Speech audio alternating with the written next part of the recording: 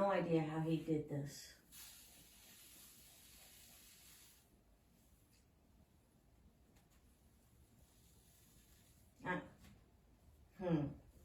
It just goes in a pile.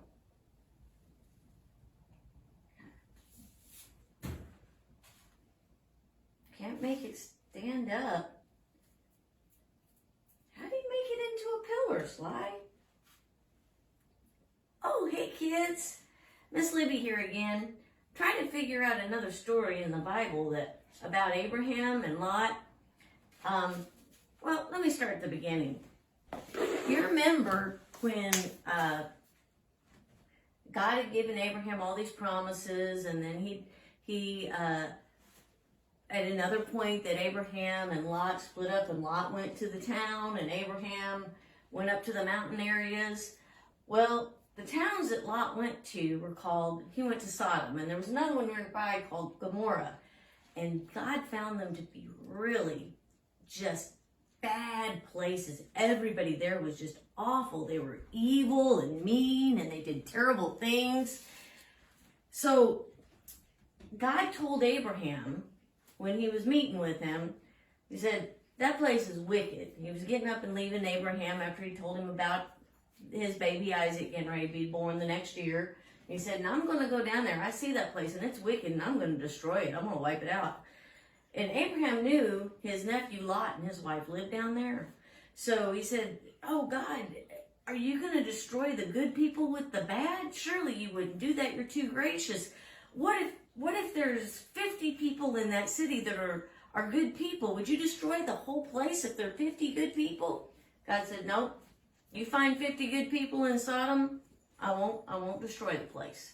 He said, oh, okay, God, don't be mad at me, but what if there were just 5 less than 50? What if there were only 45 good people, but there were 45 good people? Would you destroy the place?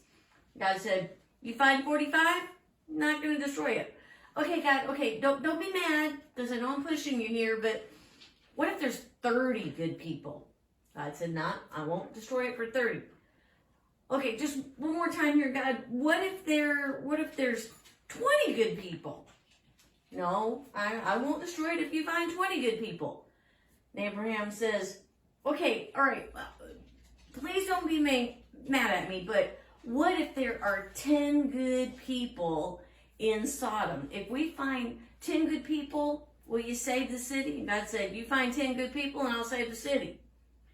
So Abraham went down there, and there were 10 good people in the whole city.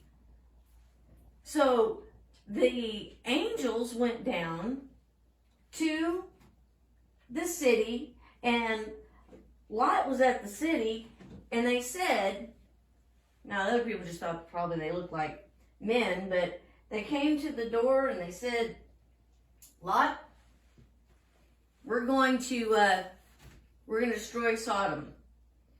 And Lot says, well, come on in my house. Come in my house. And they're like, no, we're going to go sleep in the city. And he's like, no, it's not safe. And sure enough, Lot got them to come into his house. He closed the door. And these men from the city found out they were there. And they came banging on the door. Let us in. Let us have those guys that are in there. We know they came to judge us. They think they're better than us, and they think they're all good and righteous, and they think we're bad, and we're going to beat them up. Let us have them. And Lot's like, no, you can't do that. These are good men, and they're guests in my home, and they're from God, and you can't do these things. These are terrible things. They didn't care. They just kept banging on the door, trying to beat it in, trying to get to those men. And they were God's men. They were angels from God. So they got Lot back into the house to safety, and they made all of those people go blind.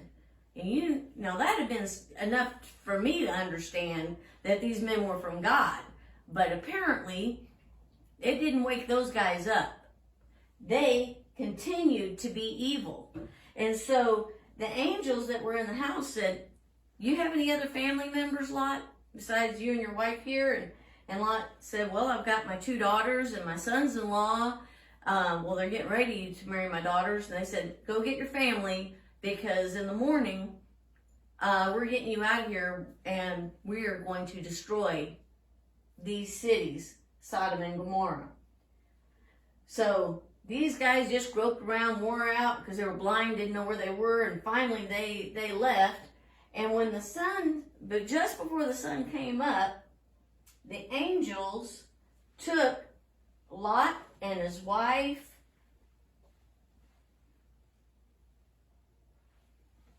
and his daughters, started leading them out of the city towards the mountains. And Lot said, oh, no, not the mountains. Can I go to the little city instead? And they're like, okay, you can go to the city, but don't look back. You need to hurry.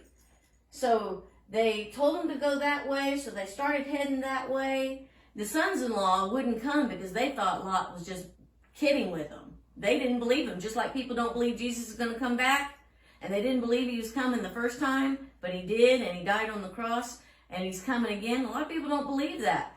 Those guys didn't believe Lot when he said that God was going to destroy the city, so they wouldn't go. So Lot and his family started leaving. But the angel warned Lot and his family, don't look back. You need to keep going. So Lot and his wife, they took off. They headed for the city.